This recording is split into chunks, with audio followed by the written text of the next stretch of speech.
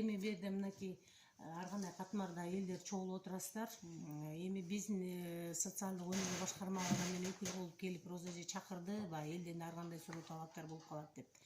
Анан сиздерге маалым болгондой, биз азыр ошол мыйзам 163-мыйзам менен иш алып барабыз. Бул мамлекеттик жөлөк пулдар жөнүндө мыйзам. Бул азыр мыйзамдын жөлөк пулдун эки түрү бар. Бул социалдык жөлөк пул, анан үй бүлөгө көмөк жөлөк пулу. Сүйүнчү жөлөк пул да бар, бирок сүйүнчү жөлөк пул азыр централизован, уже ЗАГС аркылуу эле төлөнүп атат. Аны угатып болушуңуздар керек. Азыр бир жуманын ичинде эле, бир жумага жетпей уже төлөнүп берилип атат. Баланын төрөлгөндүгү тууралуу справка, күбөлүк, анан паспорт өткөрсө эле уже акча тияктан которулуп атат. Ал уже берилип атат. 4000ден. 4000 сомдон төрөлгөн балага берилип атат. Ал доходко каралбайт, ал байгедейине карабайт. Любой төрөлгөн Кыргызстандын жараны болгондон кийин ошол балага 4000 сомдон азыр сүйүнчү жөлөк пул төлөнүп берилип атат. Ал бизге кайрылбастан эле жана айткандай ЗАГСтан эле ошол жерден эле документтерин тапшырып через эме алышат. Банк аркылуу алышат. Андан кийинки үй бүлөгө көмөк жөлөк пулу бул аз камсыз муктаж болгон, жардамга муктаж болгон үй бүлөлөргө төлөнөт. Азыркы бүгүнкү күндө гарантированный минимальный доход деп коет. Бул кепилденген минималдык киреше бир жанга бир үй бүлөдө 1000 сомдон. Мурда 900 сом болчу. Декабрдын 1-нен баштап уже 1000 сомдон болду азыр. То есть ошол общий доходду эсептегенден кийин үй бүлө жан башына бөлөт. Ошол ар бир жанга 1000 сомдон ашпаган доход болсо, значит ал үй бүлө муктаж болуп эсептелинет. Эгерде ашкан болсо, анда уже ал үй бүлө өзү самостоятельно уже өзү неме кылат да, мындай төлөнбөйт андай үй бүлөлөргө. Ооба. Анан бизге баягы 1-2 жыл мурун, ошо 2 жылга карап баратат, баягы телевизордон деле жана айтып кеттим, баардыгыңыздар угуп жүрдү, баягы шайлоодун астында бир ошондой неме болгон, баягы баардыгына төлөнөт деген. Бирок ал эми баягы кийин ал мыйзам ишке ашкан жок. Бүгүнкү күндө ал мыйзам ишке ашып мындай күчүнө кирген жок. Ошондуктан азыр баягыдай эле аз камсыз муктаж, жардамга муктаж үй бүлөгө эле айтылып келет. Үчүнчү түр пособие бул соцпособие, социалдык пособие, жөлөк пул. Бул жанагы ден соолук мүмкүнчүлүгү чектелген балдарга төлөнгөн жөлөк пул. 18 жашка чейинки төлөнө турган жөлөк пул. Бул ошо эмесине жараша ошо 4000ден азыр адагы төлөнөт ар бир балага. Ошол анан башка мындай азыркы күндөгү немени айтып коеюн, ошо кыскача сиздерге маалымат ушул. Анан жана Роза эже жанагыда көтөрүп кетти, материнский капитал деп атат. Эми Россияда угуп атасыздар, баардыгы эле азыр интернет менен баягы баардыгы эле телефон көтөрөт, сырттан келген маалыматтарды угуп турабыз, көрүп турабыз дегендей материнский капитал деген жөнүндө сөз болуп атат. Албетте ал нерсе бизде болсо деле жакшы болмок. Анткени ал дагы көп нерсени чечет. Мынакей үй жокторубуз бар. Азыр жер үлүшү жок да, мына 96-жылдан кийинки балдарыбыз ошо жер үлүш албай калды. Алардыкы деле азыр баягы жардамга муктаж үй бүлөлөр бар дагы деле. Мына азыркы күндө биз район боюнча 1200 үй бүлөгө 4000ге жакын бала бар анын ичинде. Ошолорго жөлөк пул төлөйбүз. Именно үй бүлөгө көмөк жөлөк пулунда. Ар бир балага 810 сомдон.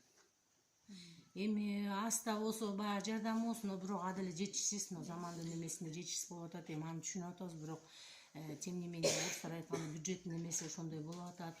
Биз дагы ошол үй бүлөнү аныктап, үйлөрүнүн ар бирине барып, мурда 30% кыдырып текшерип барсак, азыр 100% барып атабыз ар бир үйгө. Өзүбүз да көзүбүз менен көрөйлү, ошол үй бүлөнүн жашоо шартын изилдеп, анан барып тургандан кийин чектеп атабыз да. Канке айып, мен сизге суроом бар да. Могу инвалид балдар 18ге чейин эле төлөйсүздөр да. Ооба. Анан 18ден ашкандан кийин инвалид жана лежащийлер бар да. Энелери багып аткан. Эмне үчүн ошолорго төлөнбөйт? Азыр түшүндүм сурооңузга. 18 жаштан кийин обычно группага уже өтүшөт алар. 1-группа, 2-группа, 3-группа. Сиздин сурооңуз мындай болду да, Роза эже. Азыр персональный ассистент деген төлөнөт да, социалдык төлөм деп коет. Бул жанагы ошол баланы, төшөктө жаткан баланы багып аткан энеге төлөнө турган акчада айлык катары. Анткени ал киши баласынын айынан ошол эч жака иштей албайт экен, стажы жок болот. Бул кийин пенсиясына чыкканга да былтыртан баштап биздин министр Улукбек Кочкоров деген кишини таанып калдыңыздар, угуп калат болушуңуздар керек телевизордон деле. Ошол кишинин аябай аракети да күч болуп, ошол нерсе ошо ишке ашып, былтыртан бери биз ар бир энеге 4900 сомдон персоналдык ассистент деп коет андайларды. Ошолорго төлөп келебиз да. Бирок ал тилекке каршы Роза эже айткандай 18 жашка чейин эле төлөнүп атат. Андан бала уже 18 жаштан ашкандан кийин ал нерсе уже токтотулуп атат да. Анткени билбейм, ошо бюджеттин жетишсиздигинен деп бизге да түшүндүрүп атат. Бизге кайрылгандар да көп болуп атат. Анткени улам чоңойгон сайын баланын наоборот түшүгү көбөйүп атат. Ошончо чоңойгондон кийин ошо баланы көтөрүш керек. Ошо баланы бизден Нурсейит уулу Чыңгыз деген бар маданияттан. Тааныйсыздар. Ушундай сыяктуу немелер ал чоңойгон сайын азабы да түшүгү да көп да. Ошондуктан буну ошол быйыл карап бергиле деп биздин министрлик дагы бир нече жолу кайрылдык дейт, жогорку кеңешке дагы, кимге президентибизге дагы кайрылып атат. Ал ошол чечилүүдүн үстүнө ошо болуп атат да, азыр эми каралып атат да. Бирок чечиле элек.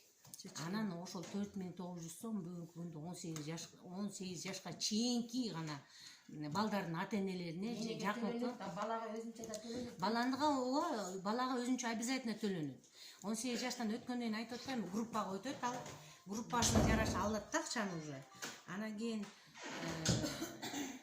энесине төлөнбөй калып атат да. Энесине же болбосо жакынкы персоналдык ассистент болуп аныкталган, ошо дайындалган кишиге төлөнбөй калып атат. Карай турган. Сурооңуздар барбы? Сурооңуздар болсо берсеңиздер. Мен бир суроо берейинчи.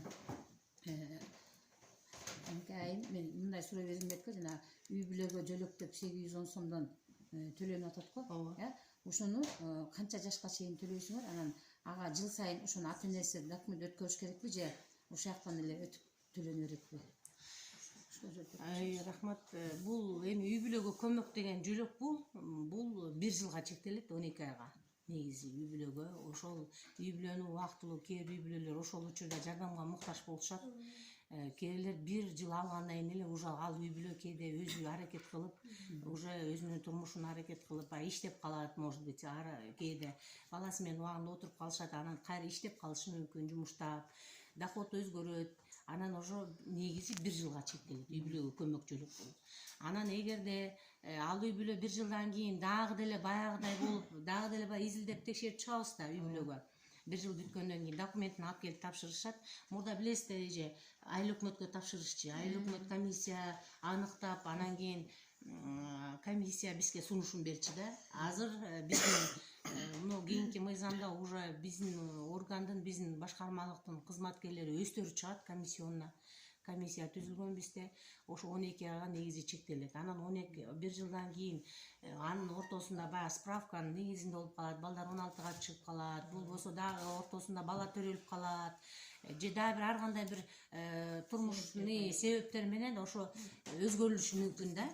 Бала төрөсө ал баласы кошулуп калышы мүмкүн, жана пособияга дагы кошумча. Болбосо ар кандай каза болуп калат, андай учурлар болуп калат. Анда дагы өзгөрүлөт суммасы. Ошон үчүн ошол кайра токтотуп, кайра жаңы неме менен чектейбиз да. Негизи 1 жылга эже. Жана мат героиналар азыр 35 жашта 40 жашка жетпей эле мат героина болуп атпайбы кийимдер? Эмне үчүн алардын жанагы 1000 сомдон кошулуп берилип атыр мат героина? Пенсияга чыкканда берилет дейт. Ал багыш пенсияга чыкпай өлүп калсачы? Эми адагы ошо немелерге, мыйзамдарга киргизе турган нерселердин бири деп ойлойм да, ошол маселе дагычы. Анткени жаш үй бүлөлөр бар, 6-7ден балдары бар. Эни даңктарыбыз бар, мынакей 6дан балдары бар. Анан мат героинаны алды, бирок пенсиясын алышпайт. 1000 сом берет. Ал бизде мат героиня деген неме жок, эми андайларга биз биздин башкармалык андай неме пособие төлөйбүз. Андай пособие пока бизге мындай неме келе элек, төлөнсүн деген. Эми өйдө жактан жанагынтип, бияктан ылдый жактан жанагындай суроолор, сунуштар берсе, может быть, дагы өзгөрүүлөр кирип төлөнүп деле калат. Пенсия каражаты боюнча